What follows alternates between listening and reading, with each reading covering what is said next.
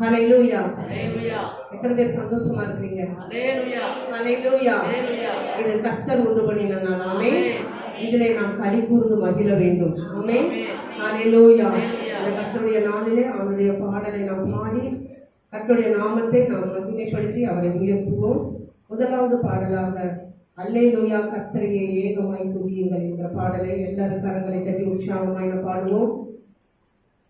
அல்லேலூயா கர்த்தரையே ஏகமாய் துதியுங்கள், அவர் நடக்கும் செயல்களெல்லாம் பார்த்தோரை துதியுங்கள். வல்லமையாய் கிரியை செய்யும் வல்லோரை துதியுங்கள், எல்லோரையும் ஏற்றுக்கொள்ளும் இயேசுவை துதியுங்கள். ராஜாதி ராஜனாம் இயேசுராஜன் இந்த பூமியில் ஆட்சி செய்வார். அல்லேலூயா அல்லேலூயா தேவனை துதியுங்கள். தம்புரோடும் வீணையோடும் கர்த்தரை துதியுங்கள்.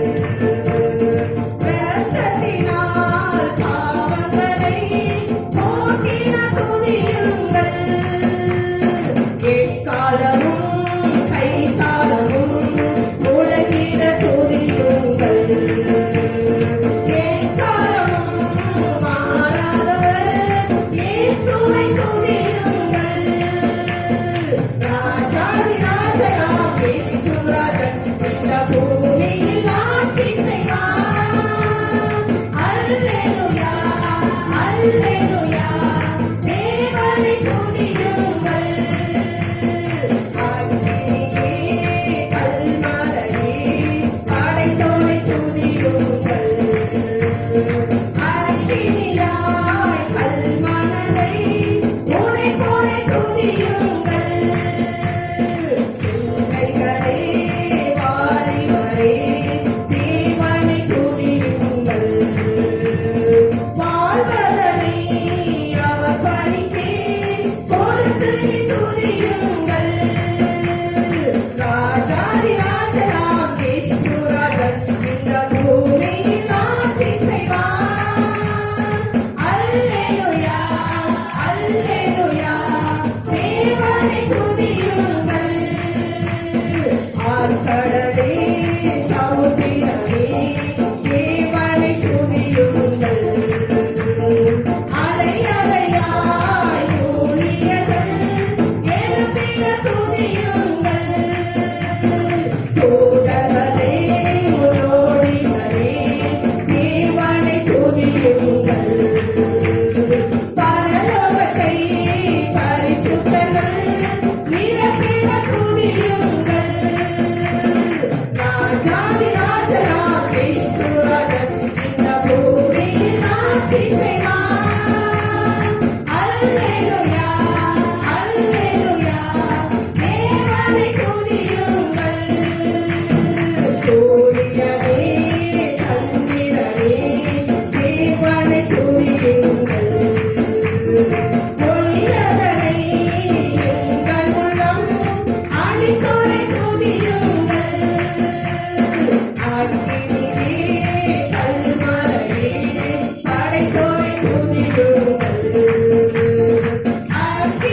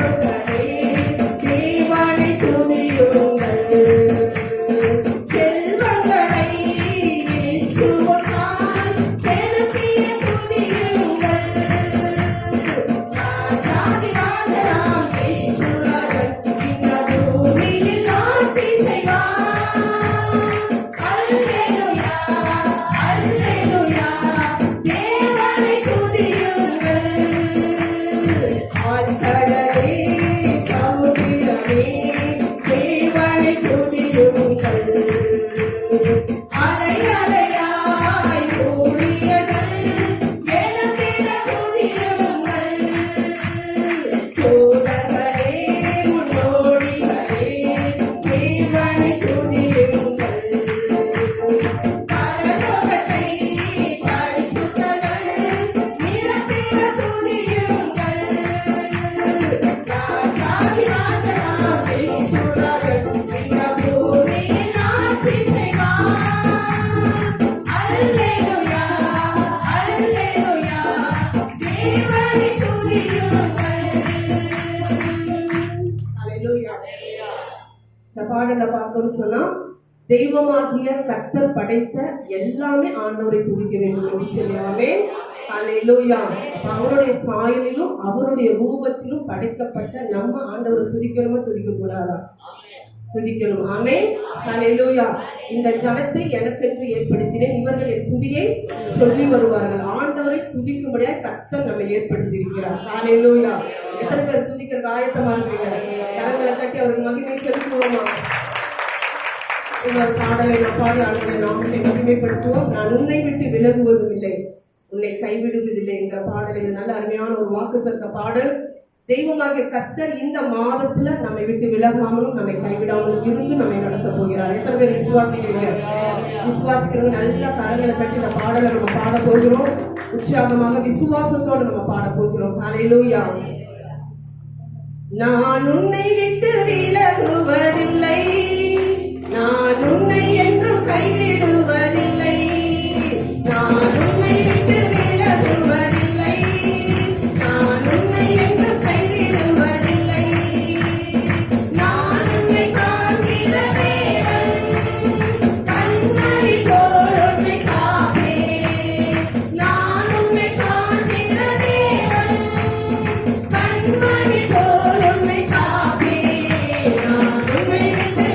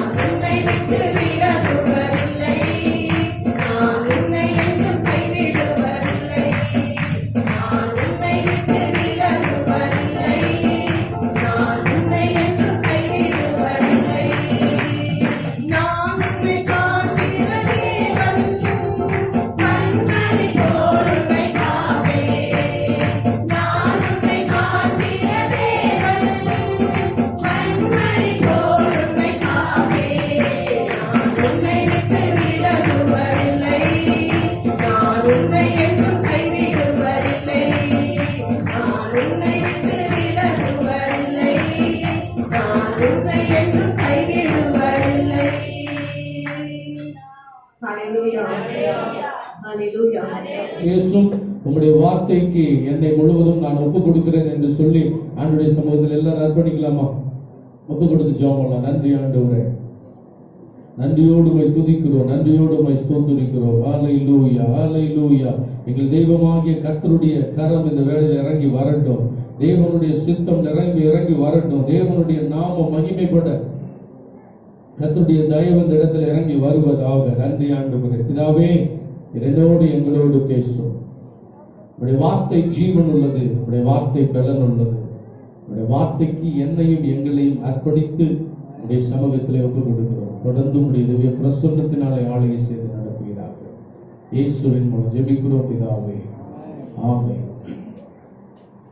ஆண்டவரும் இரட்சகரும் மீட்பருமாகிய இயேசு கிறிஸ்துவின் விலையேற பெற்ற நாமத்திலே இந்த காலை வேளையிலே கூடி வந்திருக்கிற உங்கள் யாவருக்கும் என் அன்பின் வாழ்த்துக்களை நான் தெரிவித்துக் கொள்கிறேன்.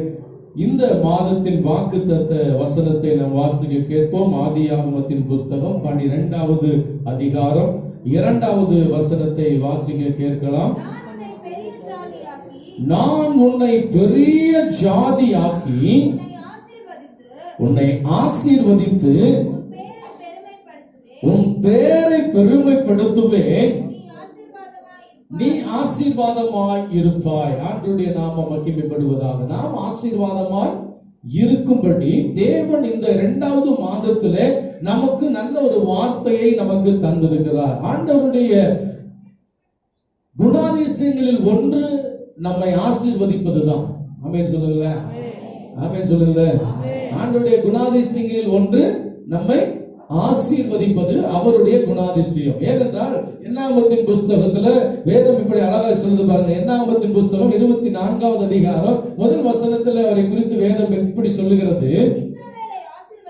இஸ்ரவேலை ஆசீர்வதிப்பதே கர்த்தருக்கு பிரியம். போதும், நம்மை ஆசீர்வதிப்பதுதான் தேவனுக்கு பிரியம் என்று சொல்லி பார்க்கிறோம். அப்போ நல்லா கவனிச்சுக்கணும். ஆண்டவர் நம்மை ஆசீர்வதிக்கிறது அவருக்கு திட்டம், அவருக்கு பிரியம், அவருடைய காரியமே அதுதான்.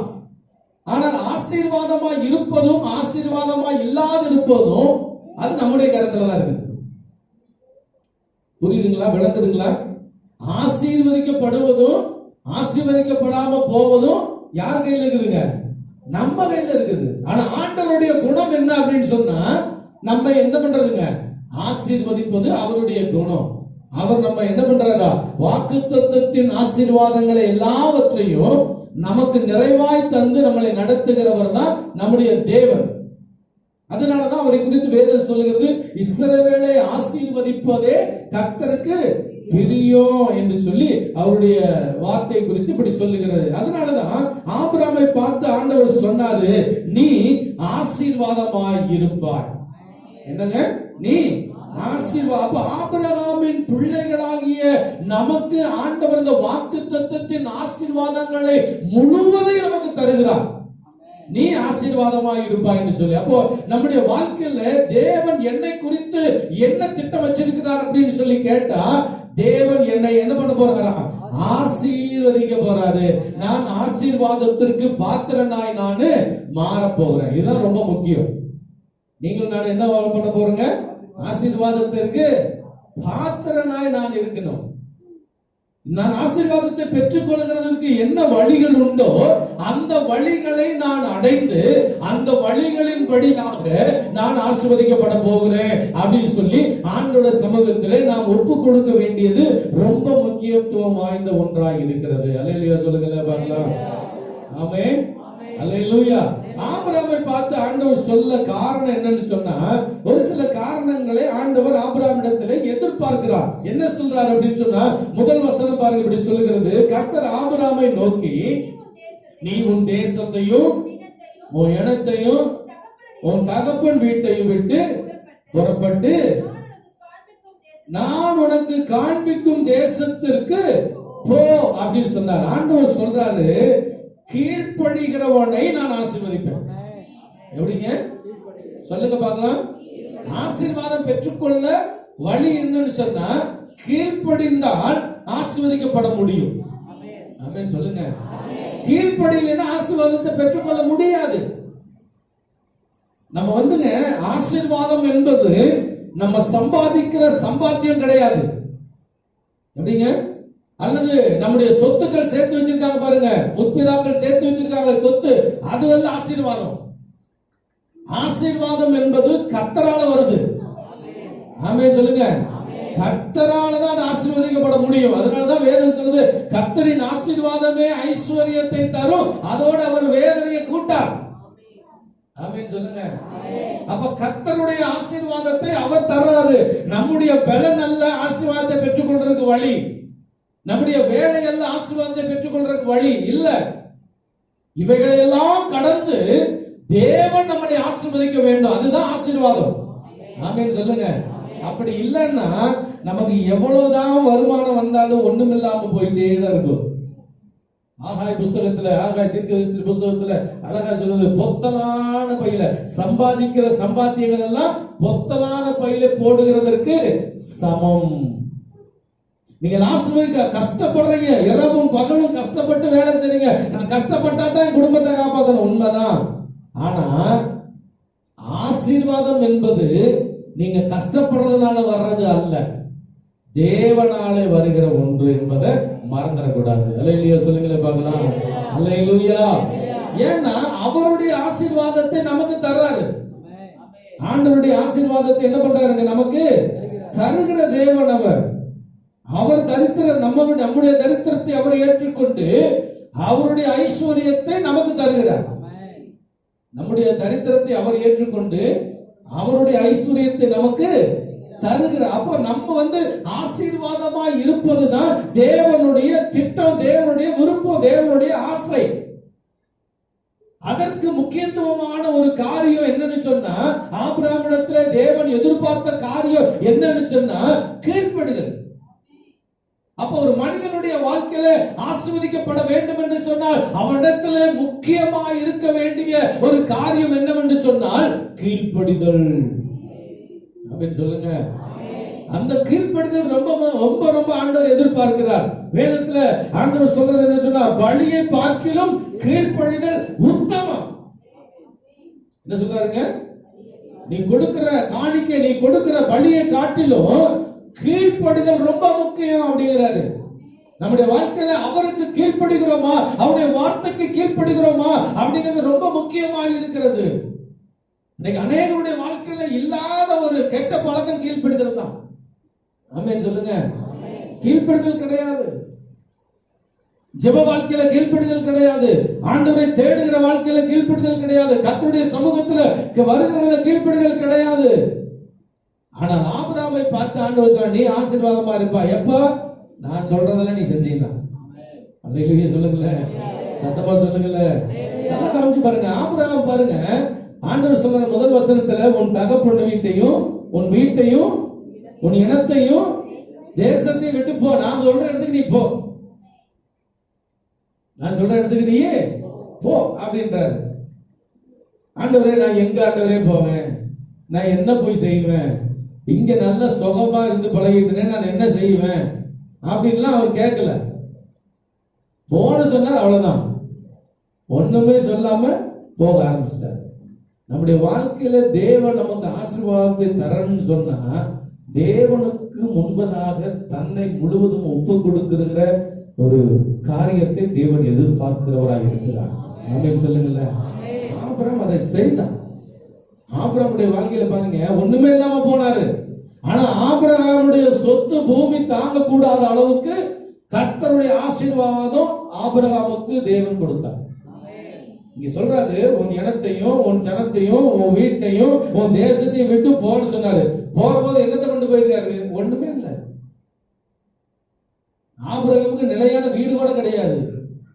கூடாரம் போட்டுதான் போற இடத்துல கூடாரத்தை போட்டு தங்குவாங்க. ஆண்டவர் போனா போயிட வேண்டியதான். இதுதான் ஆபிரகாமுடைய வாழ்க்கையா இருந்துச்சு. ஆனா ஆபிரகாமுடைய சொத்துக்கள் பூமி தாங்கக்கூடாத அளவுக்கு இருந்துச்சாம். எப்படி இருந்துச்சுங்க?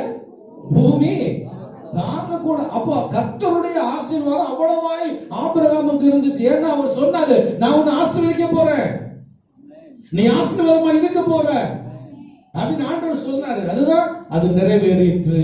அப்ப நம்முடைய வாழ்க்கையில ஏன் இன்னும் எனக்கு ஆசீர்வாதம் கிடைக்க மாட்டேங்குது அப்படின்னு சொல்லி ஒரு கேள்விக்குரிய போட்டு நின்று பார்த்தீங்கன்னு சொன்னா, நான் தேவனுடைய வார்த்தைக்கு எல்லாவற்றுக்கும் அப்படியே கீழ்ப்படுகிறேனா? கர்த்தர் சொல்ற வார்த்தைக்கு அப்படியே நான் என்ன பண்றேன்? கீழ்ப்படுகிறேனா? பார்க்கணும். என் வாழ்க்கையில இன்னும் கீழ்ப்படியாமைக்கு எந்த இடத்துல நான் கீழ்ப்படியாம இருக்கிறேன்? எந்த இடத்துல தேவ வசனத்திற்கு நான் கீழ்ப்படியாம இருக்கிறேன்? கர்த்தருடைய சத்தத்திற்கு எப்ப நான் செவி கொடுக்காம இருக்கிறேன்? யோசித்து பார்க்கணும். நின்று யோசிச்சு பாருங்க. ஏன் எனக்கு இன்னும் ஆசீர்வாதம் வரல? ஆண்டவருடைய வார்த்தை சொல்றது நீ ஆசீர்வாதமா இருப்பாயின்னு தானே சொல்லுது. ஏன் இன்னும் ஆசீர்வாதம் எனக்கு வரல? நின்று யோசித்து ஆண்டவர்கிட்ட கேட்கிறேன். ஆண்டவரே, ஏன் என் வாழ்க்கையில் இன்னும் ஆசீர்வதிக்கப்படாம இருக்கிறேன்? உங்களுடைய வசனத்துக்கு நான் கீழ்ப்படியாம எந்த இடத்துல இருக்கிறேன்? நான் கீழ்ப்படிய என்னை நானு ஒப்பு கொடுக்கிறேன். பாருங்க, இந்த இடத்துல அவர் சொன்னதை அப்படியே செஞ்சாரு. இன்னும் ஆபிரகாம் ஆண்டவர் எப்படி நம்பினார் அப்படின்னா, தன்னுடைய மகன் நிமித்தம் தேவன் ஆபிரகாமை நம்பினார். எப்படிங்க? தன் மகன் நிமித்தம் ஆபிரகாமை காத்தனார். என்ன? ஆண்டவர் ஆபிரகாமுக்கு 100 வயதா இருக்கும்போது குழந்தை கொடுத்தாரு. 100 வயதா இருக்கும்போது என்ன பண்ணாருங்க? குழந்தையை கொடுத்தாரு. ஆனா குழந்தையை கொடுத்த தேவன் ஆண்டவர் சொல்றாரு, உன் பிள்ளையை கொண்டு போய் பலி செலுத்து. உன் பிள்ளையை கொண்டு போய் பலி செலுத்து. நான் காண்பிக்கிற இடத்துக்கு அவனை கொண்டு போய் என்ன பண்ண? பலி செலுத்து. ஆண்டவரே, 100 வருஷம் கழிச்சு எனக்கு குழந்தை ஒண்ணு கொடுத்துருக்கீங்க. ஆனா உங்களுடைய வசனத்தை நீங்க இப்படி சொல்லியிருக்கீங்க, உன்னை அநேக ஜாதிகளுக்கு தகப்பனாக்குவேன்னு சொல்லியிருக்கிறீங்க. இந்த மகனையே நான் கொண்டுட்டேன்னா எனக்கு அப்புறம் நீ எப்படி குழந்தை பிறக்கும்? என் சந்ததி நீங்க எப்ப பெரியதாக்குவீங்க? என்ன எப்படி நீங்க ஆசீர்வதிக்க முடியும்? நம்ம இப்ப வரத நம்ம இப்படித்தான் கேள்வி கேட்போம். ஆண்டவரே, நீங்க இப்படி எல்லாம் சொல்லிட்டு இப்படி செய்ய சொல்றீங்களே, இது உங்களுக்கு நியாயமா இருக்குதா? இது ஆண்டவருடைய சத்தம் இல்ல, இது பிசாசுடைய சத்தம் அப்படிம்போம். எப்படிங்க? ஆண்டவருடைய ஆசீர்வாதம் எல்லாம் நமக்கு ஆண்டவருடைய சத்தமா கேட்கும். ஆண்டவர் சில காரியம் செய்ய அப்படின்னு சொன்னோம்னா இது ஆண்டவருடைய சத்தம் இல்ல, இது பிசாசுடைய சத்தம் போல இருக்குது. ஆபிரகாமை பார்த்து சொல்றாரு, உன்னுடைய நேச குமாரனை கொண்டு போய் நீ என்ன பண்ணு? நான் காண்பிக்கிற இடத்துல கொண்டு போய் அவனை பலி செலுத்து. அவன் கடுகு அளவு கூட தன் இருதயத்துல மறுக்காமல் தேவன் சொன்னதை அப்படியே செய்ய போனான். கொஞ்சம் யோசனை பண்ணி பாருங்க. ஏன் கர்த்தர் ஆபிரகாமை ஆசீர்வதிச்சு அவனுடைய சொத்துக்கள் பூமி தாங்கக்கூடாத அளவுக்கு இருந்துச்சு அப்படின்னு சொன்னா, ஏதாவது ஒரு விளைக்கிறையை செலுத்தி இருக்கணும்ல. தேவன் எதிர்பார்க்கிற அந்த விளைக்கிறையும் ஆபிரகாம் இடத்துல காணப்பட்டதில்ல. நம்ம யோசிச்சு பார்க்கணும். ஆபிரகாமோட அப்படியே நிறுத்தி நம்மள அப்படியே நின்று நம்ம பார்க்கணும். ஆபிரகாம் இடத்துல இருந்த குணாதிசயம் இப்படிப்பட்டது இருந்துச்சு, என் வாழ்க்கையில் இப்படிப்பட்ட ஒரு குணம் இருக்குதா? தேவன் எதிர்பார்க்கிறதை நான் செய்யத்தக்கதாக என் வாழ்க்கையில் அப்படிப்பட்ட ஒரு குணாதிசயம் இருக்குதா? நம்ம சொல்ற ஆபிரகாம் மட்டும் தேவன் இவ்வளவாய் ஆசீர்வதிக்கணும், இப்படி ஆசீர்வதிக்கணும். ஆபிரகாமுக்கு இத்தனை வேலையாட்கள் இருந்தாங்க, எத்தனையோ சொத்துக்கள் இருந்துச்சு, இவ்வளவு காரியங்கள் இருந்துச்சு. செல்வ சீமானா இருந்தான். ஆபிரகாமை குறித்து வேதம் சொல்றது எப்படிங்க? செல்வ சீமான். அவனுடைய சொத்துக்கள் அவ்வளவா இருந்துச்சு. ஏன் ஆபிரகாமை கர்த்தர் இப்படி ஆசீர்வதிக்கணும் அப்படின்னு சொன்னா, அவர் ஆண்டவருக்கு செய்த தியாகம் அப்படிப்பட்டதா இருந்துச்சு. தேவனுக்கு முன்பதாக தன்னை நிரூபிச்சான். தேவனுக்கு முன்பதாக தன்னை நிரூபித்தார் ஆபிரகாம். தன் மகனை பலியிடுன்னு சொன்னார், அப்படியே போய் செய்யறதுக்கு துணிஞ்சான். அவன் மகனை கையை காலை கட்டி என்ன பண்ணான்? கட்டை மேல வச்சு கத்தி எடுத்து ஓங்கினான். இன்னைக்கு நாம இருந்தாலும் அப்படி செய்வோமா? கொஞ்சம் யோசித்து பாருங்களே. கொஞ்சம் யோசித்து பார்க்கணும். தேவனிடத்திலே நாம் அவ்வளவாய் நேசம் வேண்டும். தேவனிடத்திலே நாம் அவ்வளவாய் அன்பு வேண்டும். தேவனை நேசிக்கிறவங்க மட்டும்தான் அப்படி செய்ய முடியுங்க. கர்த்தரை நேசிக்கிறவங்க மட்டும்தான் என்ன பண்ண முடியும்? இதெல்லாம் செய்ய முடியும். இல்லைன்னா எல்லாரும் செய்ய முடியாது. எல்லாரும் செய்ய முடியாது. ஆபிரகாம் தேவன் சொன்னதை அப்படியே செய்தார். தேவன் சொன்னதே அப்படியே செய்தான். இப்பொழுதும் நான் கீழ்ப்படிதல் உள்ளவன் என்பதை நான் அறிஞ்சிருக்கிறேன். ஆபிரகாம் பார்த்துக்கிறார், நீ இப்பொழுது எனக்கு நீ கீழ்ப்படுகிறவனா இருக்கிற, எனக்கு பயப்படுறவனா இருக்கிற. நீ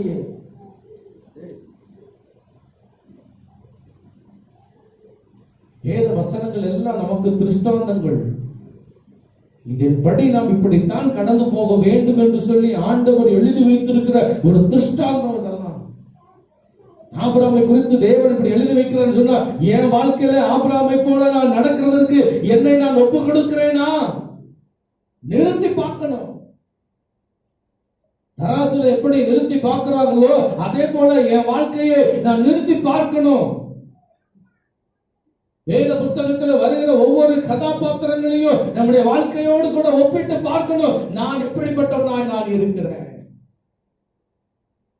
நான் எப்படிப்பட்ட காரியத்தை செய்கிறவனாய் இருக்கிறேன். ஏதோ இன்னைக்கு வேதத்தை எடுத்துட்டு வந்துட்டு அவ்வளவுதான், இன்னைக்கு போய் மூடி வச்சேன்னா நீ அடுத்த வாரம் ஞாயிற்றுக்கிழமை வரும்போது வேதத்தை தூக்கிட்டு வருவோம். அப்படிப்பட்டவங்களா இருந்தா எப்படி கர்த்தர் நம்மளை ஆசீர்வதிப்பாரு, எப்படி நம்மளை உயர்த்துவாரு? ஆனா ஆசீர்வாதம் மட்டும் நமக்கு வேணும். தேவன் கொடுக்கிற ஆசீர்வாதம் மட்டும் நமக்கு வேணும், வேற இன்னும் வேணும். தேவன் கொடுத்த ஆசீர்வாதம் எனக்கு வேணும். அதுக்காக ஒரு கிரயம் செலுத்த மாட்டோம், அதுக்காக ஒண்ணுமே செய்ய மாட்டோம். ஆனா ஆசீர்வாதம் மட்டும் வேணும்னு சொன்னா எப்படி கிடைக்கும்?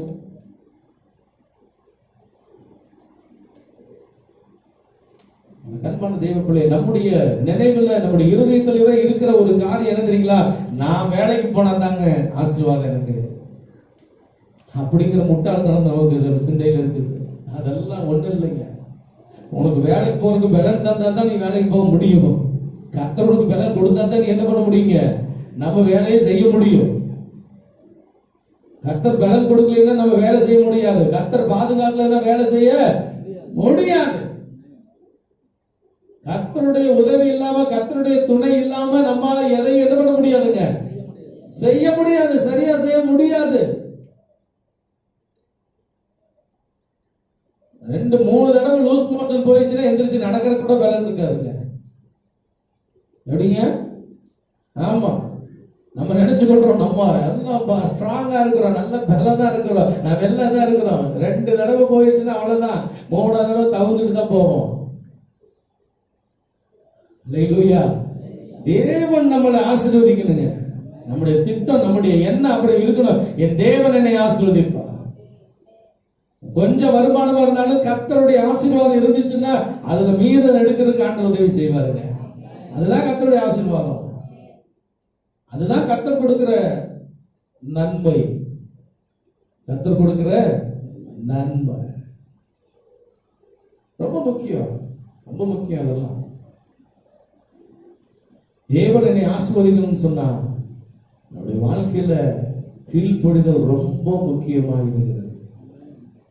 கீழ்ப்படிதல் இந்த வருஷம் தீர்மானம் பண்ணுங்க. இந்த வருஷம் ஒரு தீர்மானம் வேணும். நான் கர்த்தருக்கு நான் கீழ்ப்படிவேன், ஆண்டவருடைய வசனத்திற்கு நான் கீழ்ப்படிவேன், தேவனுடைய வார்த்தைக்கு என்னை கீழ்ப்படிய என்னை நான் அர்ப்பணிக்கிறேன், தேவனுடைய வாக்குத்தத்தங்களுக்கு என்னை கீழ்ப்படிய நான் ஒப்புக் கொடுக்கிறேன். தேவன் இந்த வருஷம் என்னை ஆசீர்வதித்தே ஆக வேண்டும் என்று சொல்லி ஆண்டவரிடத்துல முற்றிலுமாய் ஒப்புக் கொடுக்கணும். யாக்கோபு குறித்து நம்ம அடிக்கடி பேசுவோம். யாக்கோபை கர்த்தர் ஆசீர்வதிச்சாரு, உண்மைதான். ஆனால் யாக்கோபு ஆசீர்வாதத்தை பெறுகிறதற்கு இரவு முழுவதும் தேவனோடு போராடினான். இரவு முழுவதும் தேவனோடு போராடினான். வேதம் சொல்லுகிறது, யாக்கோப்பு நதிக்கரையில அக்கறையில போய் உட்கார்ந்து என்ன பண்ணானா, ஆண்டவரை இறுக பிடிச்சு கொண்டான். ஆண்டவரே, நீர் என்னை ஆசீர்வதித்தாலே ஒழிய நானும் என்னை ஆசீர்வதித்தாலே ஒழிய நானும் போக விட. எத்தனை பேர் இப்படி நம்ம ஆண்டவர்கிட்ட கேட்கிறோம்? இப்படி ஆண்டவரிடத்துல விடாப்பிடியாக நம்ம எவ்வளவு நேரம் ஜெபம் பண்றோம்? ஆண்டவரே, எனக்கு இந்த காரியத்தை செய்தாலே ஒழிய நான் உம்மை போக விடேன் என்று சொல்லி ஆண்டவரோடு போராடுகிற அந்த போராட்டம் உள்ள ஒரு ஜெபம், அந்த தியாகம் உள்ள ஒரு ஜெபம் நம்முடைய வாழ்க்கையில இருக்குதா? நம்ம ஈஸியா சொல்லிடுவோம், ஆபிரகாமின் தேவன், ஈசாக்கின் தேவன், யாக்கோபின் தேவன், எங்கள் முற்பிதாக்களின் தேவன் என்னை ஆசீர்வதிப்பார். உண்மைதான். ஆனால் முற்பிதாக்கள் செய்த தியாகம் நம்முடைய வாழ்க்கையில செய்வதற்கு, கடுகளவாயிலும் இடம் கொடுக்கிறதற்கு, ஒப்பு கொடுக்கிறதற்கு நாம் அர்ப்பணிக்கிறவர்களா இருக்கிறோமா?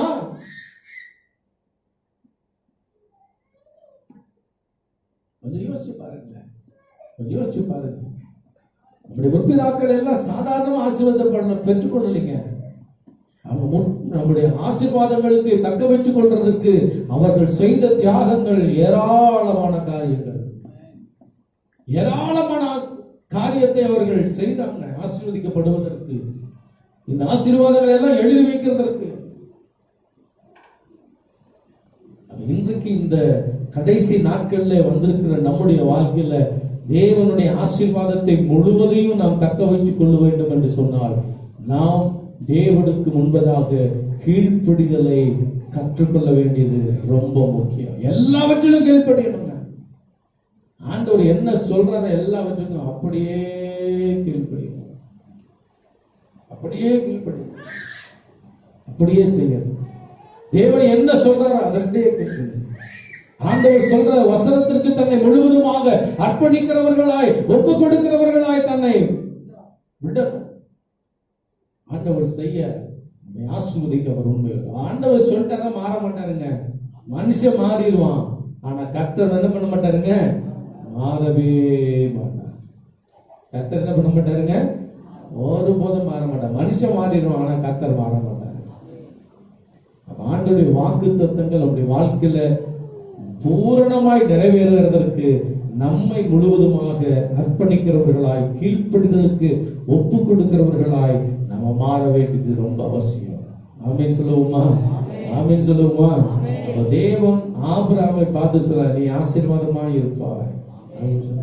தேவன் நம்மை ஆசீர்வாதமாய் இருக்கிறதற்கு அவருடைய வாழ்க்கையில காணப்பட்ட முதலாவது கீழ்ப்படிதல் நம்முடைய வாழ்க்கையில வேண்டியது அவசியம். நீங்க ஒப்பு கொடுங்க ஆண்டவர். ஆண்டவரை நான் கீழ்ப்படியணும். வசனம் என்ன சொல்லுதா கீழ்ப்படியும், ஜெபிக்க சொல்லுதா ஜெபிக்கணும், வேதத்தை வாசிக்க சொல்லுதா வாசிக்கணும், உபவாசிக்க சொல்லுதா உபவாசிக்கணும்.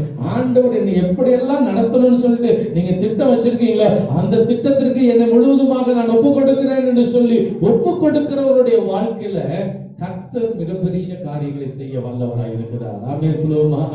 சத்தமா சொல்லுங்களேன், ஆமென் சொல்லுங்க. அல்லேலூயா. கீழ்ப்படிதல் ரொம்ப முக்கியங்க, ரொம்ப முக்கியம். ஆண்டவர் எதிர்பார்க்கிற ஒரு கீழ்ப்படிதல் ரொம்ப முக்கியம். அவங்கள தான் கர்த்தர் ஆசீர்வதிப்பார். அவங்களுக்கு என்ன பண்ணுவாருங்க, ஆசீர்வதிப்பார். நான் ஊழியத்துக்கு வர்றதுக்கு முன்பதாக தேவனுடைய சபைக்கு போயிட்டு இருக்கிறோம். ஆண்டவர் சில தீர்க்கதரிசிகள் மூலம், ஊழியக்காரங்க மூலம் ஜெபம் பண்ணும் போதெல்லாம் ஆண்டவர் உங்களை ஊழியத்துக்கு அழைக்கிறாரு, ஆண்டவருடைய அழைப்பு உங்களுக்கு இருக்குது, தேவ திட்டம் உங்களோடு கூட இருக்குது, உங்களை நீங்க ஒப்பு கொடுங்க அப்படின்னு சொல்லி எல்லாம் ஊழியக்காரங்க சொல்லுவாங்க. சில நேரங்கள்ல அந்த வார்த்தைகளை கேட்டு, ஆண்டவரே எங்களை ஊழியத்துக்கு அழைக்கிறீங்கன்னா எந்த வித தகுதியும் ஒண்ணும் இல்லையே, நாங்க என்ன செய்ய போகிறோம்? இல்ல, ஆண்டவர் ஊழியத்துக்கு அழைச்சாருன்னா அப்படியே ஒப்பு கொடுக்கணும் அப்படின்னு சொன்னாங்க. எங்க கூட கிட்டத்தட்ட ஒரு 10 பேர் ஊழியத்துக்காக ஒப்பு கொடுத்தோம். ஆனா 10 பேர்ல பாத்தீங்கன்னா கிட்டத்தட்ட ஒரு 2 பேர் மட்டும்தான் அந்த ஊழியத்துல இன்னைக்கு வரைக்கும் இருக்கிறோம். ஒப்பு கொடுத்தவங்க 10 பேர். ஆனா இன்னைக்கு ஆண்டவருடைய சமூகத்துல ஊழியத்தை செய்து கொண்டிருக்கிறது 2 பேர் மட்டும்தான். எங்க கூட ஊழியம் செய்யறதுக்கு ஒப்பு கொடுத்தவங்க அதை விட்டு விலகி போய் தன்னுடைய இஷ்டம் போல ஊழியத்திற்குன்னு அழைப்பை பெற்றுக்கொண்டு ஊழியத்திற்குன்னு எல்லாவற்றையும் அர்ப்பணிக்கிறேன்னு சொல்லி ஒப்பு கொடுக்கிறேன்னு சொல்லி ஒப்பு கொடுத்துட்டு கடைசியில கீழ்ப்படிய முடியாம என்ன பண்ணிட்டாங்க, தங்களுடைய உலக வேலைகளுக்கு தாங்களே போயிட்டாங்க. ஆனா ஏன் சொல்றேன் அப்படின்னா, கீழ்ப்படுதல் ரொம்ப முக்கியம். தேவன் பார்க்கிறாரு. ஆனா அந்த காலகட்டங்கள்ல கஷ்டமான சூழ்நிலை, குடும்பத்திலையும் கஷ்டம், நம்ம எல்லாம் வேலைக்கு போனா தான் இருக்கணும் அப்படிங்கிற ஒரு சூழ்நிலை. ஆனாலும் கர்த்தருடைய ஊழியம், அந்த பாரம், தேவன் எங்களை அழைத்த அழைப்பு, அதற்கு கீழ்ப்படிதலுக்கு ஒப்பு கொடுத்தோம். கஷ்டம் இல்லைன்னு இல்லைங்க, பாடு இல்லைன்னு இல்லை, உபத்திரம் இல்லைன்னு கிடையாது. எத்தனையோ நிந்தைகள், எத்தனையோ உபத்திரம், எத்தனையோ போராட்டங்கள். ஆனா தேவ திட்டத்திற்கு கீழ்ப்படிதலுக்கு ஒப்பு கொடுத்தோம். கர்த்தர் இன்னைக்கு ஒப்பு கொடுத்தவங்களுடைய வாழ்க்கையை கர்த்தர் இன்னைக்கு மேன்மையாக தான் வச்சிருக்கிறாரு. அல்லேலூயா சொல்லுங்க பார்க்கலாம். கீழ்ப்படிதல் ரொம்ப முக்கியம்.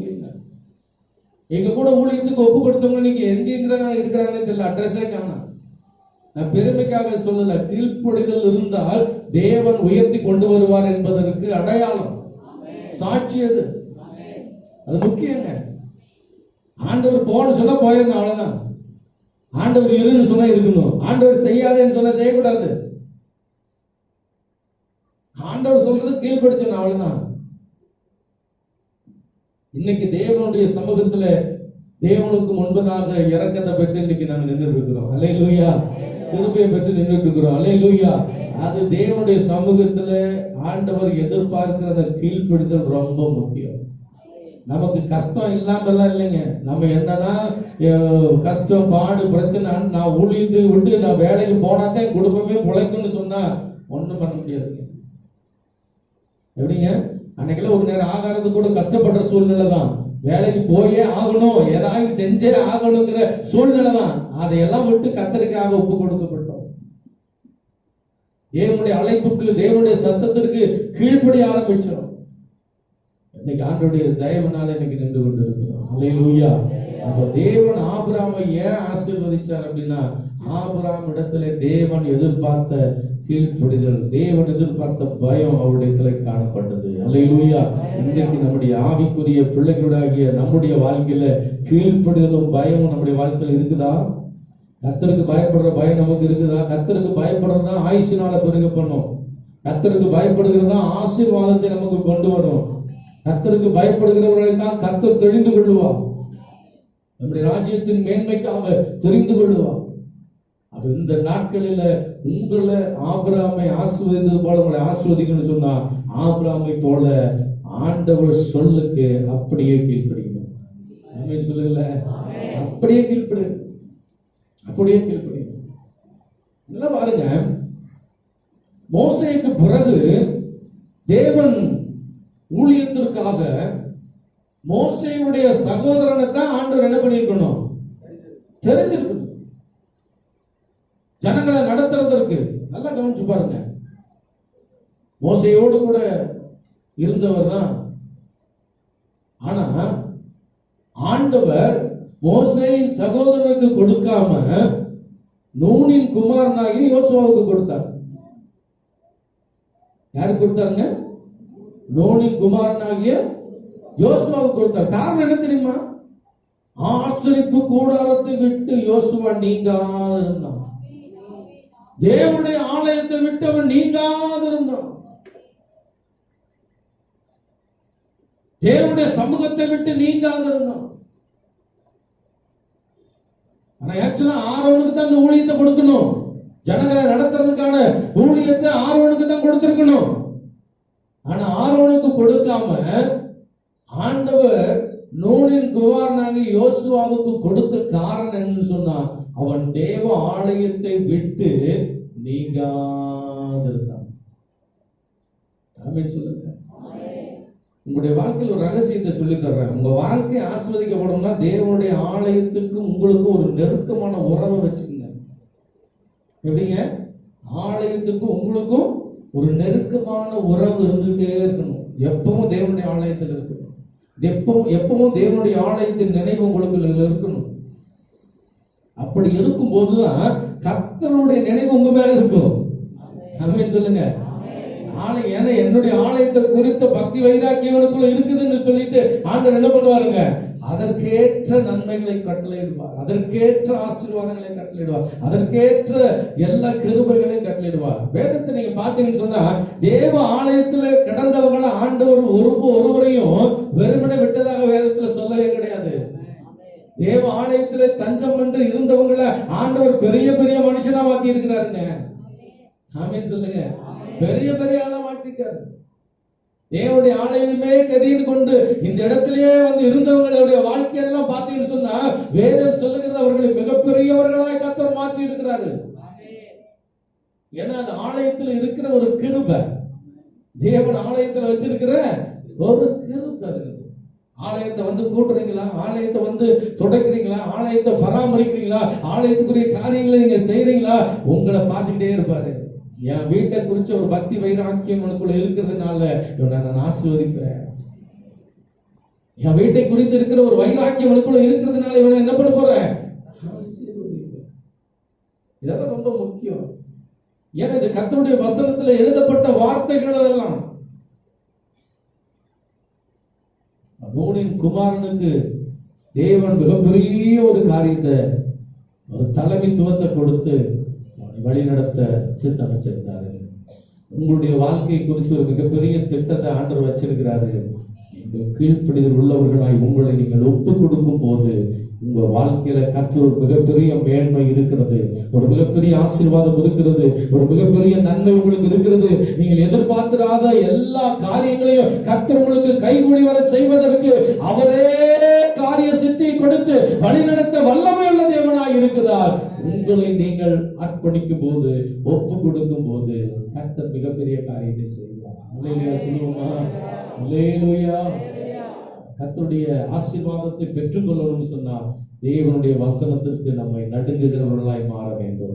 தேவனுடைய வார்த்தைக்கு நம்மை முழுவதுமாய் ஒப்புக் கொடுக்கிறவர்களாய் மாற வேண்டும். கர்த்தர் என்ன சொல்ல விரும்புகிறாரோ அதற்கு என்னை முழுவதுமாய் ஒப்புக் கொடுக்கிறேன், சாஷ்டாங்கமே அர்ப்பணிக்கிறேன். ஆண்டவருடைய வசனத்திற்கு நான் என்ன ஏன்னு கேள்வி கேட்க மாட்டேன். ஆண்டவர் சொல்லிட்டாரா, ரைட், நான் செய்வதற்கு என்னை நான் ஆயத்தப்படுத்துறேன்.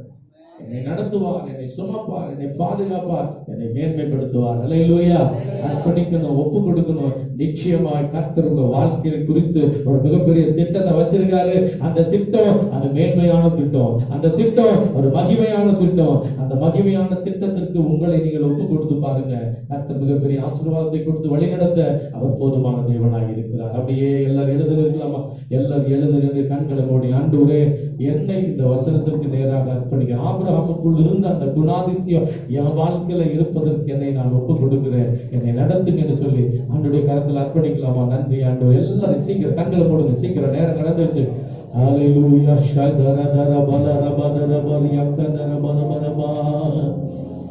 தேவ திட்டம், தேவனுடைய நடத்துதல் என் வாழ்க்கையில நிறைவேற என்னை நான் அர்ப்பணிக்கிறேன்னு சொல்லி ஒப்பு கொடுக்கும்படி ஆண்டவர் உங்களிடத்துல கேட்கிறாங்க.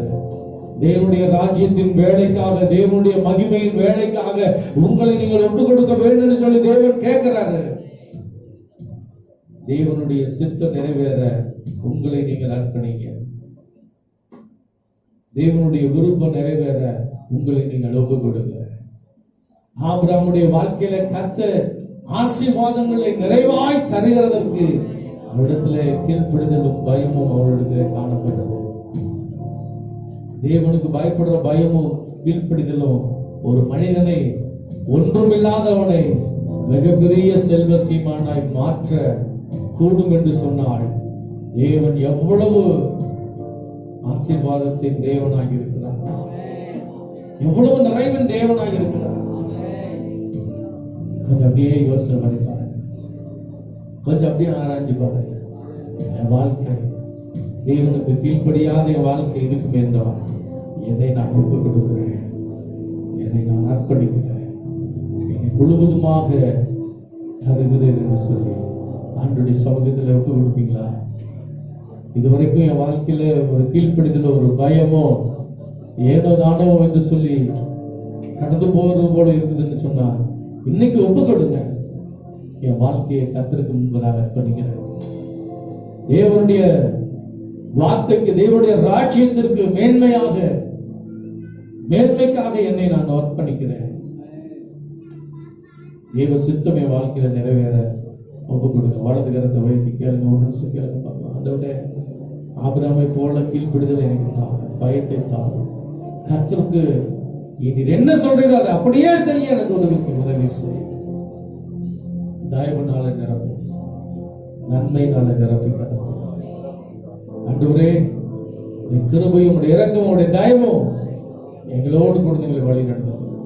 வசனத்தை கேட்ட நம்முடைய பிள்ளைகளுடைய வாழ்க்கையில மிகப்பெரிய ஒரு தாக்கத்தை தான். ஆபிரகாமுக்குள் இருந்த அந்த குணாதிசயத்தை எங்க வாழ்க்கையில நீ எதிர்பார்க்கிறேன், அதை நான் அர்ப்பணிக்கிறேன், எங்களை அர்ப்பணிக்கிறோம். திருச்சபையாய் ஒப்பு கொடுத்து ஜெபிக்கிறோம். இயேசுவின் மூலம் பிதாவே. ஆமென், ஆமென்.